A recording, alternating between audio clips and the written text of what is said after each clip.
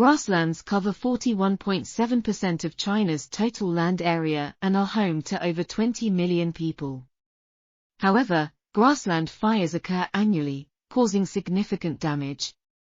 To better understand these fires, we examined the spatiotemporal patterns and climate drivers in China from 2008 to 2020.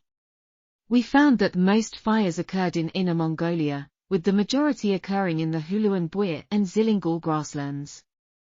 Northern China experiences a major fire season in April due to strong winds and drought, while fires in southern China appear to be less influenced by climatic factors. Our findings provide valuable information for fire prevention and management authorities in China. This article was authored by Zhou Wang, Huang, Qichao and others.